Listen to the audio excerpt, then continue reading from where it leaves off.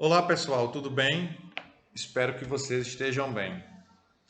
A aula de hoje é uma aula em referência à base curricular do nono ano e como essa base curricular temos como foco na aula de hoje o movimento constitucionalista, a Constituição de 1934, isso durante a Era Vargas, e o desenrolar dos fatos históricos, exercícios e o governo constitucional e suas características da Era de Vargas. Eu já mencionei, já expliquei, já enfatizei que para facilitar o nosso entendimento, os historiadores tiveram muito essa preocupação de dividir os conteúdos, de fazer com que os conteúdos tenham uma maior atração, se tornem mais convidativos, se tornem mais atraentes. E a partir daí, nós temos essas divisões para facilitar nosso entendimento. Esperamos, nós historiadores, que essas divisões possam chamar sua atenção e fazer com que você conheça toda a evolução do processo histórico, não é? Todos os fatos históricos relacionados, de que maneira essas divisões vão. E porque cada período tem a sua característica, e para que você possa identificar um período de uma característica, o período seguinte vem com outra característica, para que você possa colocar aí na sua mente. Tá bom assim? Pois bem, abra um livro aí na página 142.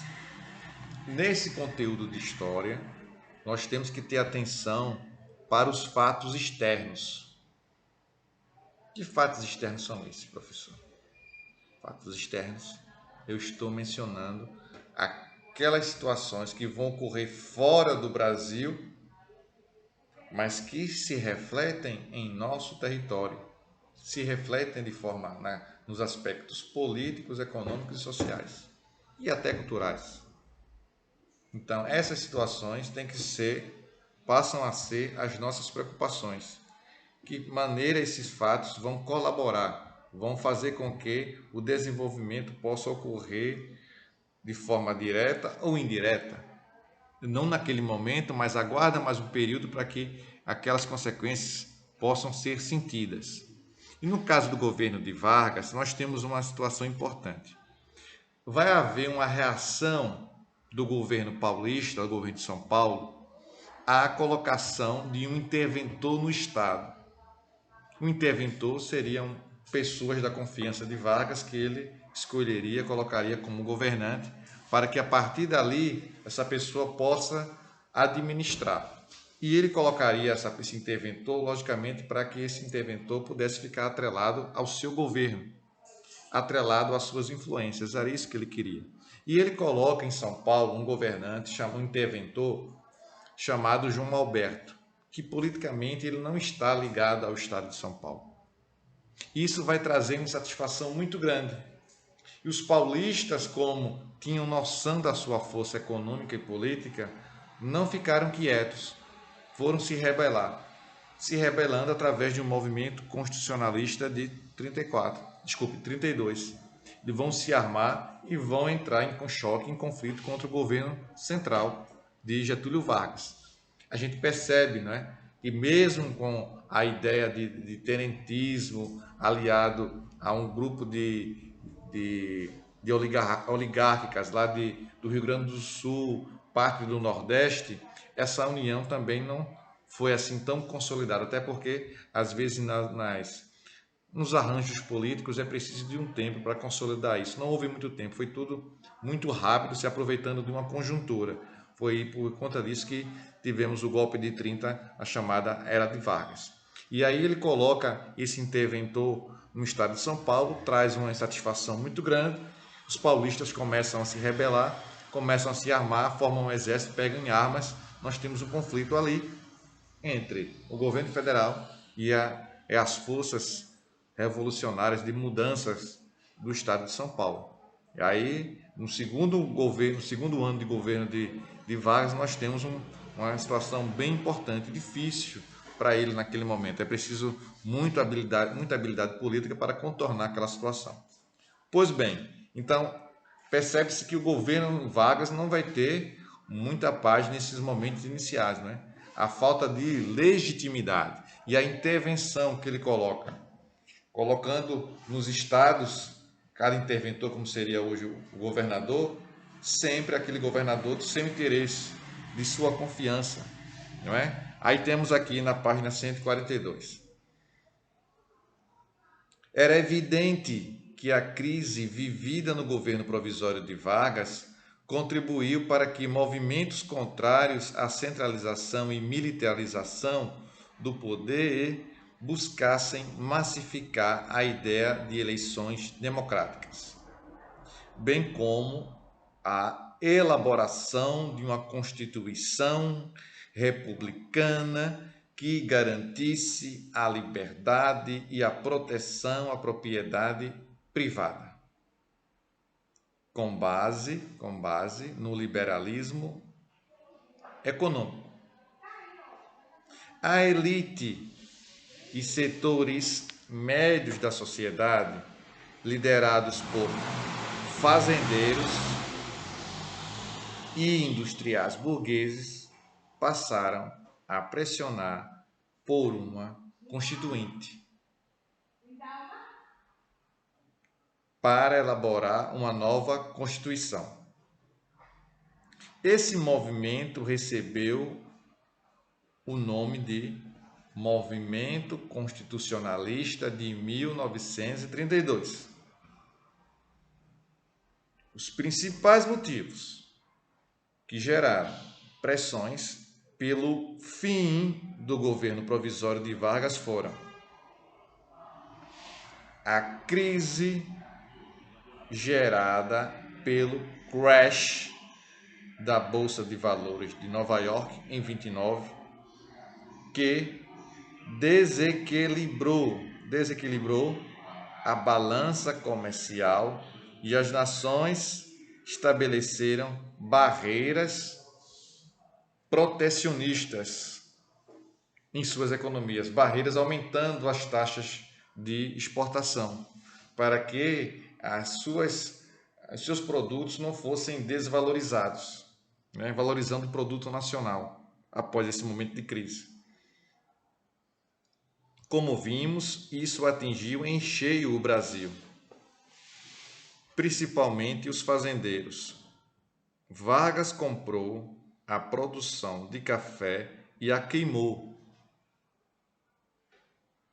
Em seguida, ordenou que nenhuma fazenda produziria café durante um bom tempo para que a economia brasileira não passasse por esse processo de recessão.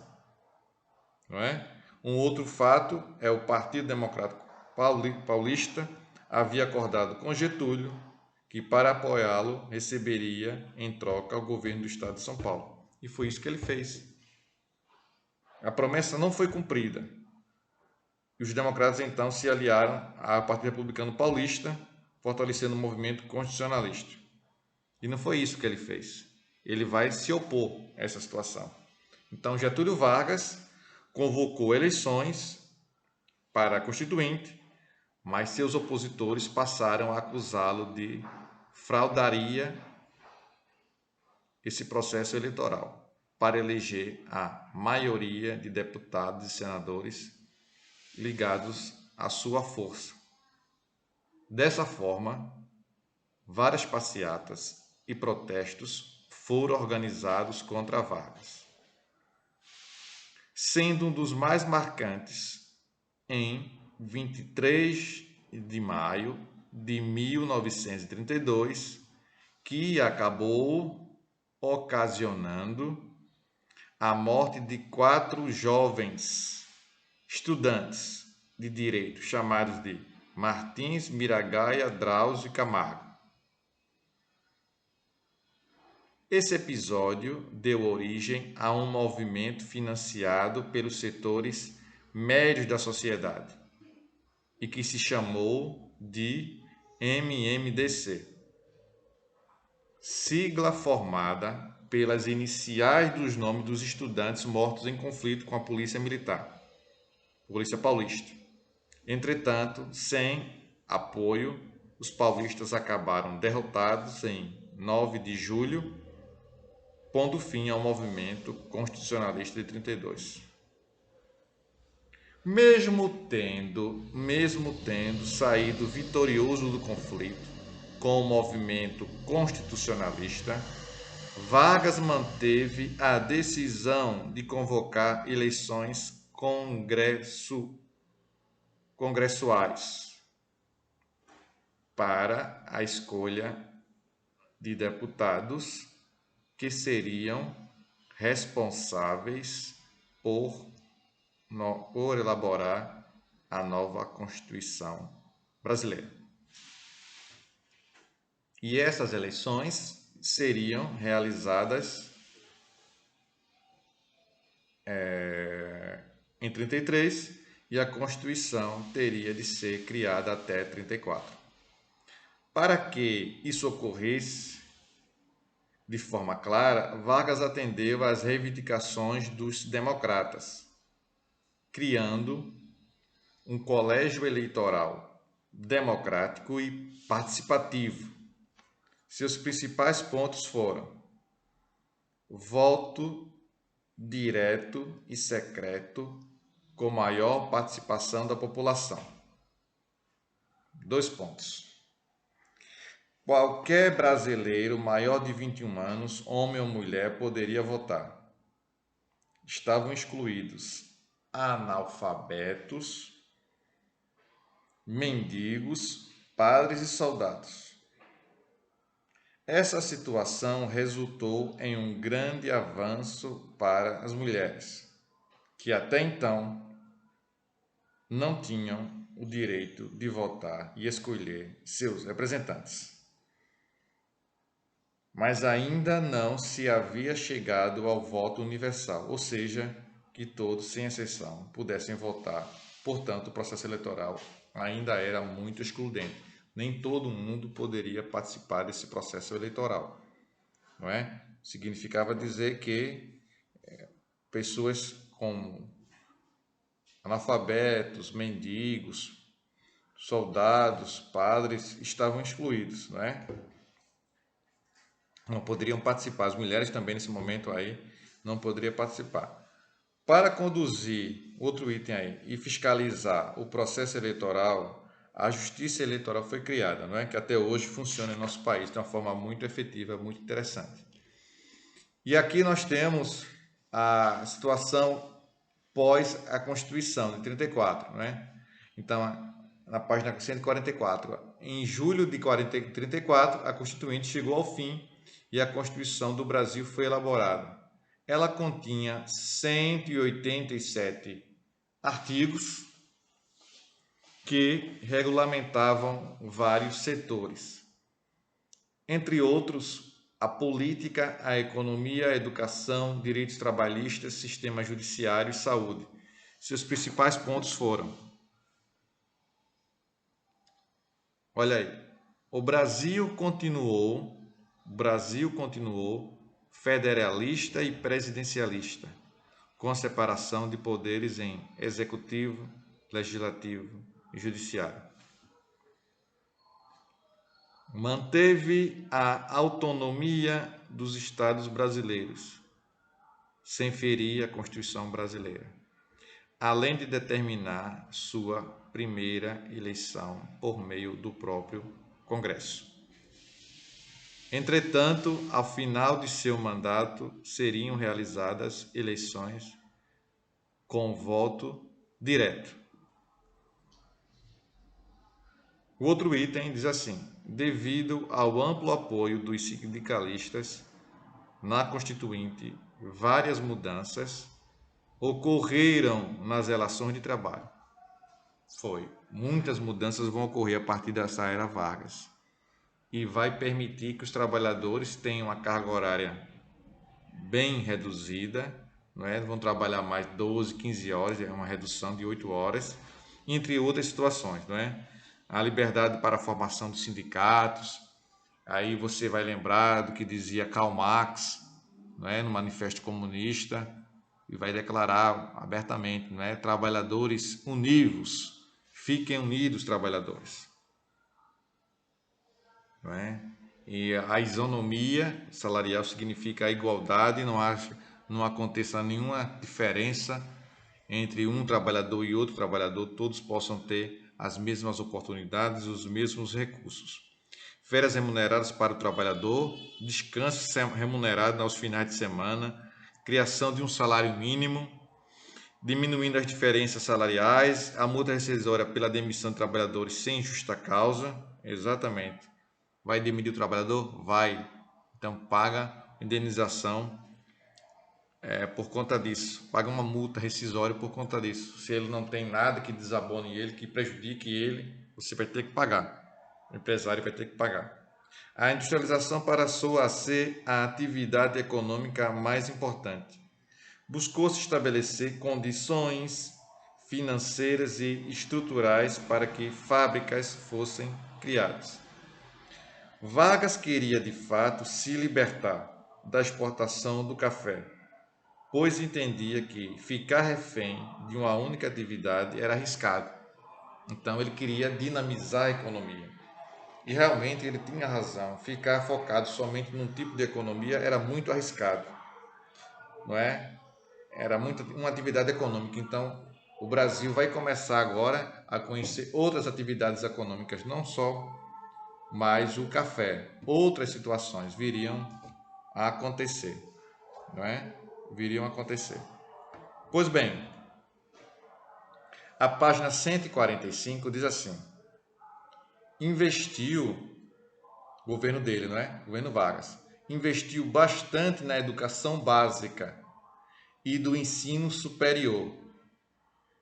Educação básica que vai hoje, que se chama do infantil até o ensino médio, e também no ensino superior houve investimentos. Buscou gerar vagas universitárias que tivessem relação direta com as indústrias e com a construção civil. Daí porque surgiram muitas vagas em engenharia. Também estimulou a formação de médicos e advogados. Houve a separação de mulheres e homens na escola, ou seja, escolas para meninos e escolas para as meninas, né? Inclusive, vinha ali na década de 40 as chamadas escolas normalistas, voltadas somente para as mulheres. E depois vieram os cursos, né, de magistério, para a formação de professores, basicamente do infantil. Eram obrigados a ler, eu que estou colocando esses nomes, né? As nomenclaturas utilizadas naquele período, na década de 30 e 40, eram outras nomenclaturas. Era obrigada a frequência escolar, cabendo punições aos pais dos alunos que não levassem seus filhos à escola em nível primário.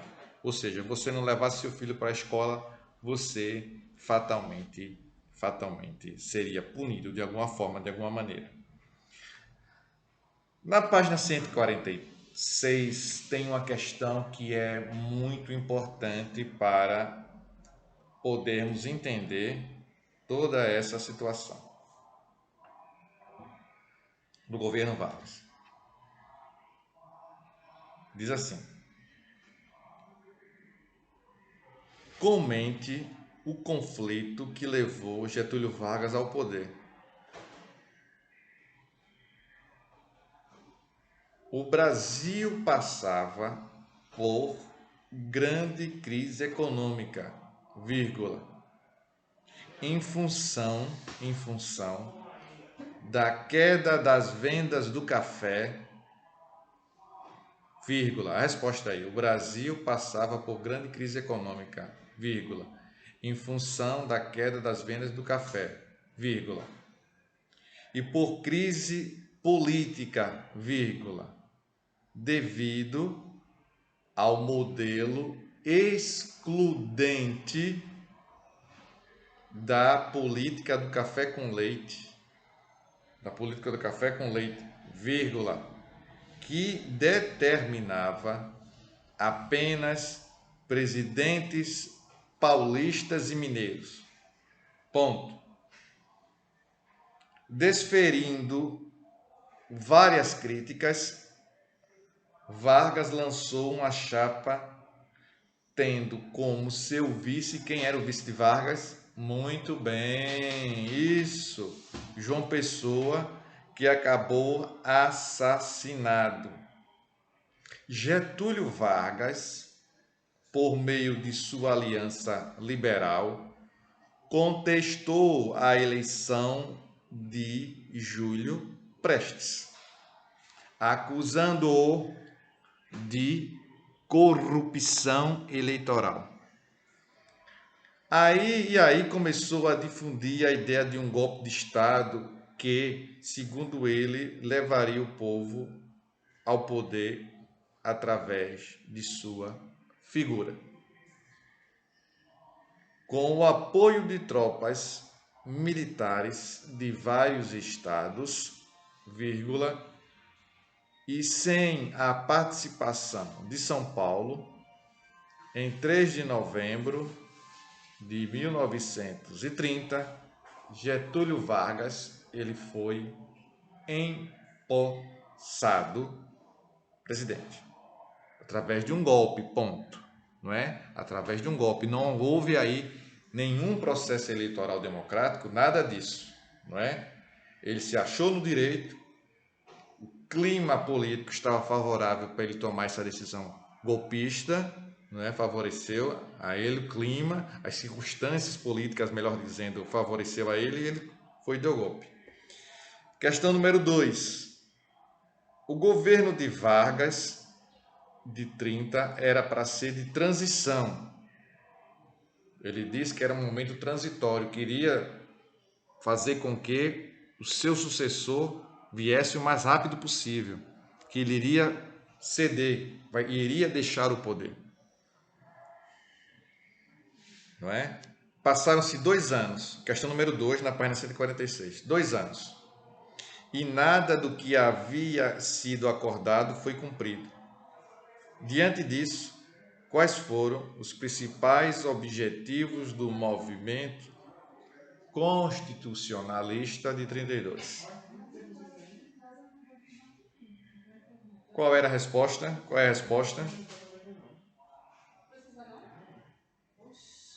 Os principais objetivos do movimento constitucionalista de 32 foram 2 pontos. A convocação de uma assembleia, a convocação de uma constituinte, ampla e democrática, eleições diretas com voto secreto e universal e as eleições para governadores. Não é? Terceira questão. Explique o episódio que gerou o movimento conhecido como MMDC. Não é? Explique. A resposta aí. Durante os protestos contra o governo de Getúlio Vargas em 23 de maio de 1932, o movimento constitucionalista chegou ao ápice com a morte dos estudantes de direito Martins, Miragaia, Drauzio e Camargo, o que deu origem ao nome MMDC pela Polícia Paulista. Ponto. Após vários conflitos, o movimento foi derrotado em 9 de julho de 1932. Indo para a página, concluído essa etapa de exercícios, nós vamos voltar para os nossos conteúdos. E aqui está dizendo, página 147, as frentes políticas no governo de Vargas. Não é? As frentes políticas, de que forma estava atuando a oposição, o governo, de que forma estava atuando. E aí a gente vai lembrar que vai surgir 2 correntes básicas, não é? A Ação Integralista Brasileira, a AIB de característica fascista, e a ANL, Aliança Nacional Libertadora, de característica comunista. Então, extremos aqui começam a surgir. Aquelas situações que nós já estudamos em capítulos anteriores, em conteúdos anteriores, o surgimento do fascismo, do nazismo, o surgimento do comunismo no mundo, essa situação vai ficar bem clara a partir de agora. Não é? Deu para entender? Então, essa oposição que vai surgir ao governo Vargas, influenciados por movimentos que surgem lá na Europa e tem as suas filiais e tem as suas ramificações aqui em nosso país. Tá bom assim? Vamos lá. Durante seu governo provisório, Getúlio Vargas teve de conviver com as divergências entre fazendeiros e industriais, que faziam parte da elite e do setor médio da sociedade brasileira, além dos militares. Superado esse período e introduzido seu governo constitucional, governo de Vargas, dois outros grupos políticos, ele instalou o governo constitucional e agora vai surgir dois outros grupos políticos, página 147, não é? Começaram a rivalizar entre si e, ao mesmo tempo, contestar o governo de Vargas, a Ação Integralista Brasileira, que era fascista, e a Aliança Nacional Libertadora, que era comunista, cujo principal líder era Luiz Carlos Prestes, esse mesmo, aquele mesmo que foi um dos líderes da coluna Prestes e do terentismo, não é? Que queria, fez a corrente migratória, não é? Uma corrente militar, paramilitar, pelo interior do Brasil, percorrendo uma parte considerável do território brasileiro. Depois eles perderam o viés teórico, ideológico, ficaram confusos na situação e o movimento deixou de existir. Mas ele agora está ao lado na criação da Aliança Nacional Libertadora. As duas defendiam ideias e concepções totalmente opostas. As duas teorias defendiam concepções completamente opostas, né? É bom salientar isso, nunca é demais salientar isso. Na página 148, nós temos aí a Aliança Nacional Libertadora, liderada pelo presidente do Partido Comunista Brasileiro, PCB, Luiz Carlos Prestes. A Aliança Nacional Libertadora, só vou dar uma introduçãozinha aqui, reunia também socialistas e qualquer pessoa que defendesse a superação da luta de classes por um governo proletário, governo de trabalhadores, não é? E fim da mais-valia. Esses termos, luta de classe, proletário, mais-valia, nós vamos fatalmente nos lembrar de quem? Muito bem, Karl Marx, que é o idealizador do socialismo. Isso, muito bem, meus queridos, do socialismo científico. Atacavam a política liberal, criticavam o capitalismo e acusavam nações como Estados Unidos e Inglaterra de serem imperialistas e interferirem na autonomia dos países que na época eram chamados de terceiro mundo, e, em outras palavras, as nações subdesenvolvidas, né? Nações subdesenvolvidas.